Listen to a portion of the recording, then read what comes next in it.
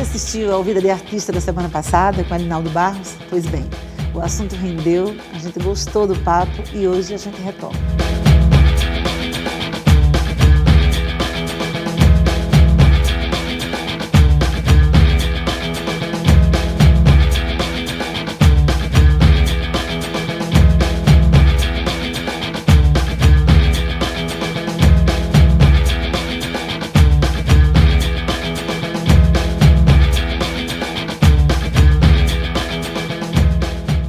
Elinaldo, no programa passado a gente conversou muito sobre as várias nuances dessa paixão sua e eu queria falar de uma em particular que é o fato dela ter virado livro, né? Você tem 3 livros, estou com eles aqui, Recordação de um Cinema de Bairro, do qual nós já falamos na vez passada, sobre o Cinema Lux.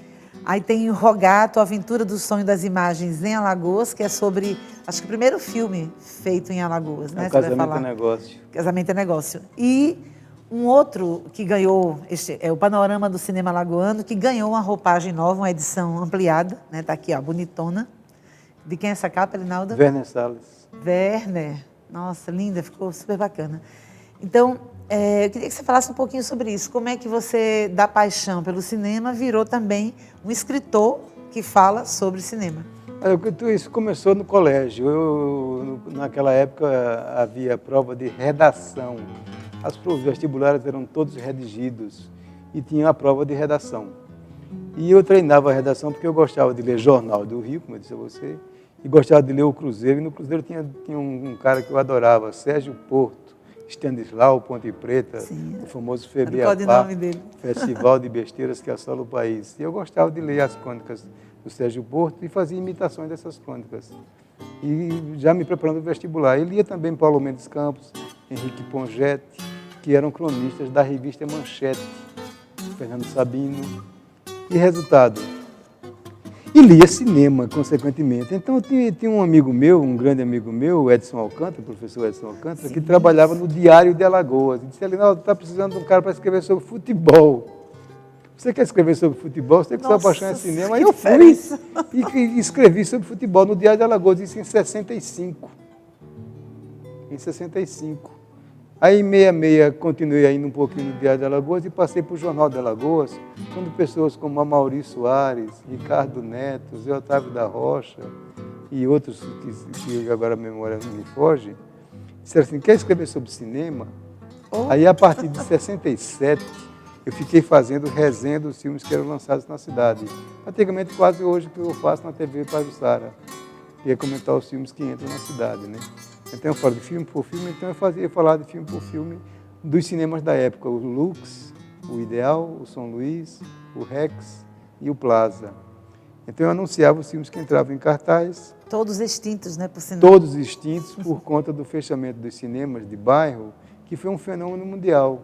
E o filme Cinema Paradiso mostra muito bem isso, mostra a ascensão, filme, né? O apogeu do cinema e o declínio.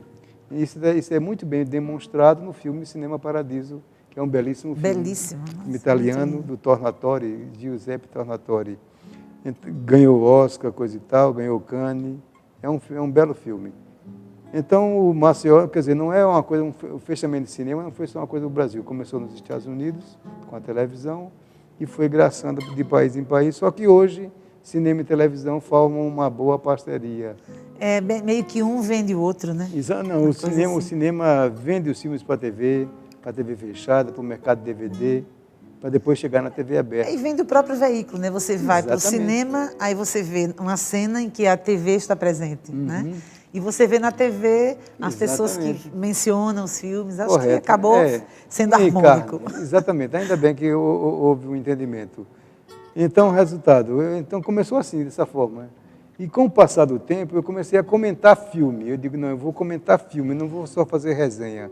Eu quero escrever sobre filme. Então, eu vi um filme que me interessava, fosse ele de qualquer nacionalidade. Por exemplo, eu me lembro que eu comentei um filme do Polanski, um filme polonês, chamado Faca na Água. É um filme interessante pra caramba, preto e branco, feito ainda em Varsóvia, quando ele morava em Varsóvia. Eu comentei esse filme, eu li o pessoal do Jornal do Brasil, eu li o pessoal do Globo. Continuava lendo, né? Então, o resultado, então sempre tinha um crítico ou outro, José Carlos Avelar, Maurício Gomes Leite, Alberto Chatovski, Elias Heredo. Sempre tinha um que batia mais comigo. Então, aquele que batia comigo era por aquele estilo que eu seguia. A influência natural de qualquer pessoa que comece na atividade intelectual, sempre tem uma referência. Sempre claro. Tem, né? Então, no caso, eu tinha a referência. A luz, né? A bússola. Depois exatamente. Depois você vai pegando a sua personalidade. Né? Com então, certeza. eu comecei a escrever dessa forma, a partir de 67, no Jornal de Alagoas. Escrevi em todos os jornais possíveis e imagináveis que surgiram aqui em Maceió. Os locais. Os locais, jornais que passaram pouco tempo, jornais que ainda hoje estão em atividade, como a Gazeta, a Tribuna. Passei um bom período no O Jornal, ali quando ele tinha sede ali no Poço, perto do Senai. Depois ele passou para Mangabeira, passei um tempo escrevendo num suplemento chamado... Era um suplemento comandado pelo Pablo, que agora eu esqueci o nome do suplemento, colorido. Toda semana eu tinha a obrigação de fazer um artigo. E isso sempre foi uma boa. Então, quando chegou em 80, eu fui a única pessoa a acompanhar o movimento de Super 8 em Alagoas. Ninguém dava valor para o Super 8 em Alagoas, nenhum cronista, colega meu, dava valor. Teve um que chegou para mim e disse, Super 8 não é cinema, Super 8 é bitola nanica. E digo, bom, se Super 8 não é cinema, 3x4 não é fotografia. Pois é. Aí ele achou graça e disse, bom, você é um cara... Boa metáfora. Você é um cara espirituoso, coisa e tal. E eu era a única pessoa que revelei nomes de Celso Brandão, Joaquim Alves, Mário Feijó, Luciana Grelli, Benval Fon, José Márcio Passos. Todas as pessoas que faziam Super 8 em Alagoas, eu dei espaço, eu dei entrevista, eu fiz entrevistas, eu colocava fotografias, comentava esses filmes.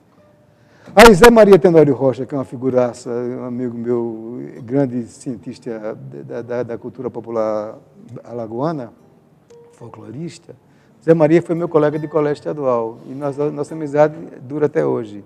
Aí Zé Maria disse assim, rapaz, você é a única pessoa que escreve sobre o cinema alagoano, você precisa fazer um livro que conta a história do cinema alagoano. Pronto. Eu dizia, mas para quê? Faça. Aí um dia, motivado pelo Zé Maria, que disse, se você não fizer, quem vai fazer sou eu.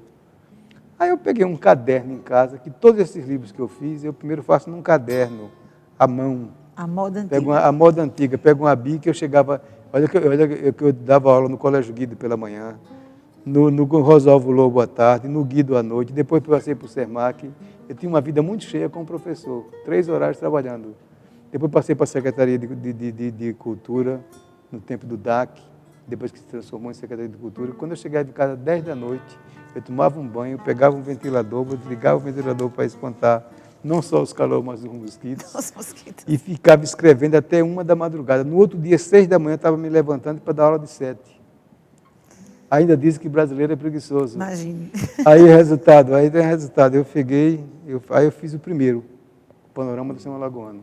Eu comecei a pesquisar, peguei as minhas matérias dos jornais. Aí quando chegou agora esse ano, graças ao Cícero Péricles e a Simone Cavalcante, eles se empenharam para que esse livro voltasse ampliado. Então foi feita uma revisão por uma equipe muito boa.